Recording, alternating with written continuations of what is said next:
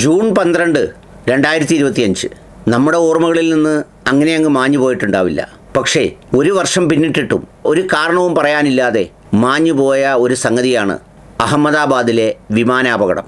അഹമ്മദാബാദിലെ ബോയിങ് വിമാനം പറന്നു പൊങ്ങി വളരെ കുറഞ്ഞ സെക്കൻഡുകൾക്കിടയിൽ തകർന്നു വീണ് ഒരാൾ ഒഴികെയുള്ള മുഴുവൻ ആളുകളും കൊല്ലപ്പെടുകയുണ്ടായി. ഒരു രാജ്യത്തെ സംബന്ധിച്ചിടത്തോളം എത്ര ഗൗരവമായ ഒരു സംഭവമാണ് അതെന്നുള്ളത് അറിയാൻ മറ്റു പല രാജ്യങ്ങളിൽ നടന്നിട്ടുള്ള വിമാന ദുരന്തങ്ങളുടെ ചരിത്രങ്ങളിൽ അവർ സ്വീകരിച്ചിട്ടുള്ള നടപടികളും അവർ പുറത്തുവിട്ടിട്ടുള്ള വിവരങ്ങളും തിരക്കിയാൽ മതിയാവും. എന്നാൽ ഇവിടെ ഈ ദുരന്തം കഴിഞ്ഞ് ഒരു വർഷം പിന്നിട്ടിട്ടും പേരിനൊരു പ്രിലിമിനറി റിപ്പോർട്ട് എന്നൊക്കെ പറഞ്ഞ് എന്തോ പുറത്തു വന്നതല്ലാതെ വേറെ ഒരു സംഗതികളും ഇപ്പോഴും പുറത്തില്ല. വളരെ വൈവിധ്യപൂർണമായി വംശീയതയും വിദ്വേഷവും ഇസ്ലാമോഫോബിയയും വളർത്തിക്കൊണ്ടുവരാനും എന്തൊക്കെയോ വികാരങ്ങളെ ശക്തിപ്പെടുത്താനും വേണ്ടിയുള്ള നൂതനങ്ങളായ ഒരുപാട് പരിപാടികളും സാധ്യതകളും തേടുമ്പോഴാണ് സ്വന്തം രാജ്യത്തെ ഇത്രയേറെ മനുഷ്യർ ഒരുമിച്ച് കൊല്ലപ്പെട്ട ഒരു വിമാന ദുരന്തത്തെ സംബന്ധിച്ച് ഒരു വിവരങ്ങളും സർക്കാരിന് പറയാനില്ലാത്ത വിധം ശൂന്യതയിൽ നിൽക്കുന്നത്. നമുക്കറിയാവുന്നതുപോലെ വിമാനം പറന്നു പൊങ്ങി 30-32 സെക്കൻഡുകൾക്കകമാണ് ആ ദുരന്തം സംഭവിക്കുന്നത്.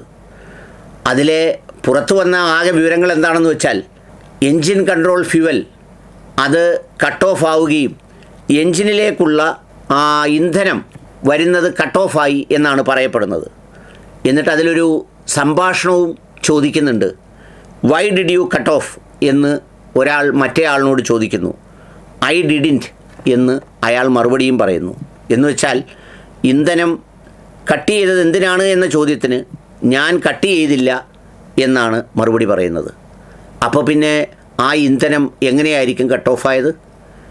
വിമാനത്തിൻ്റെ സാങ്കേതിക തകരാറാണോ?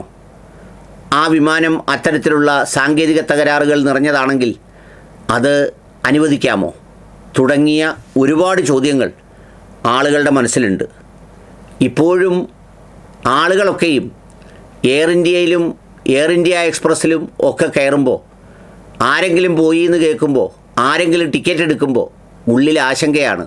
കാരണം ഇതെന്താണ് സംഭവിച്ചത് എന്നുള്ള വിവരം ഇന്ന് വരെ രാജ്യത്ത് ആർക്കും അറിയില്ല എന്നതാണ് അതിൻ്റെ ഒരു സ്ഥിതിവിശേഷം. കാരണം വേറൊന്നുമല്ല, ഞാൻ ഈ ഏറ്റവും ഒടുവിൽ ഡൽഹി യാത്ര നടത്തിയപ്പോഴും എയർ ഇന്ത്യ എക്സ്പ്രസ്സിലാണ് ടിക്കറ്റ് എന്ന് പറയുമ്പോൾ ഒന്നെടുത്ത് ചോദിക്കും. പക്ഷേ അവരതിൻ്റെ കാരണം പറയൂല. എന്ന് വെച്ചാൽ കാരണം പറഞ്ഞ് ചിലർ പറഞ്ഞതുപോലെ ഇനി അറം പറ്റിയതുപോലെ ആകണ്ട എന്ന് പറയുന്നത്. ഇവിടെ ഇതുവരെ കണ്ടെത്തിയതിലൊന്നും ഏതെങ്കിലും തരത്തിലുള്ള സിസ്റ്റം ഫെയിലുവറോ ഇലക്ട്രിക്കൽ ഫെയിലുവറോ ഒന്നും പരാമർശിക്കുന്നതേയില്ല. വല്ല പക്ഷികൾ ഇടിച്ചതോ അല്ലെങ്കിൽ തകർന്നതോ ആയി ഒന്നും പറയുന്നതുമില്ല. ഇലക്ട്രിക്കൽ ഫെയിലുവറോ സിസ്റ്റം ഫെയിലുവറോ ആണെങ്കിൽ അത് പറയേണ്ടതാണ്. ഏതായാലും അതിനെ സംബന്ധിച്ചുള്ള ഒരു വിവരവും എങ്ങും ലഭ്യമല്ല, ആർക്കും ലഭ്യമല്ല. വർഷങ്ങൾക്ക് മുമ്പ് മരണപ്പെട്ട മുഗൾ രാജാക്കന്മാരുടെ ചരിത്രം അതെടുത്ത് അത് വിശകലനം ചെയ്ത് അതിനുള്ളിലെ ജാതി തേടി അതിനുള്ളിലെ മതം പറഞ്ഞ് പരമാവധി വിദ്വേഷം പ്രചരിപ്പിക്കാൻ എന്തെല്ലാം ശ്രമങ്ങൾ നടത്തുന്നു. പാഠപുസ്തകത്തിനകത്തും പുറത്തും നാട്ടിലും എല്ലാം. ഒരുപക്ഷേ ഇത് ഏതെങ്കിലും തരത്തിലെ ഒരു മുസ്ലിം പേരുകാരൻ, അന്നൊരു പേരുകാരനെയും കൊണ്ടുവന്നു. അത് മെയിൻ്റനൻസ് നടത്തുന്ന കമ്പനി ഇന്നതാണെന്നൊക്കെ പറഞ്ഞ് നമ്മുടെ TG മോഹൻദാസ് എന്ന് പറയുന്ന വിവരദോഷിയാണെന്ന് തോന്നുന്നു. അന്നൊരു വീഡിയോയൊക്കെ ആയിട്ട് രംഗത്ത് വന്നിരുന്നു. അങ്ങനെ എന്തെങ്കിലും ഒരു ഗ്രൗണ്ട് കിട്ടിയിരുന്നെങ്കിൽ, എന്ന് പറഞ്ഞാൽ ഒരു തുർക്കിഷ് കമ്പനിയാണ്, അതാണ് കാര്യം, ഒരു തുർക്കിഷ് കമ്പനിയാണ് അതിൻ്റെ ഗ്രൗണ്ട് മാനേജ്മെൻറ്റൊക്കെ ചെയ്യുന്നത് എന്ന് പറഞ്ഞ് തുർക്കിയെ കൊണ്ടുവന്ന് വെച്ച് അതിലൊരു ഇസ്ലാമോഫോബിയയും നാട്ടിൽ ഉപയോഗിക്കാൻ കഴിയുന്ന ഒരു വംശീയതയെ ഉപയോഗിക്കാൻ വേണ്ടിയാണ് അന്ന് ശ്രമിച്ചത്.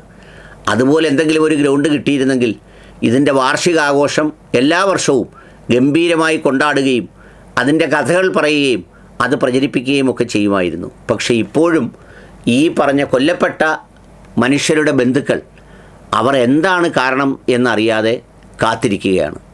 1-ാം വാർഷികം കടന്നുപോയി. ഇനി 2ഉം 3ഉം 4ഉം 5ഉം ഒന്നും കടന്നു പോയാലും ആരും ഇതിനെക്കുറിച്ചൊന്നും ചോദിക്കില്ല. കാരണം നമ്മൾ തിരക്കിലാണ്. എന്ത് തിരക്കിൽ? ഹിന്ദുവും മുസ്ലിമും കളിക്കുന്ന തിരക്കിൽ.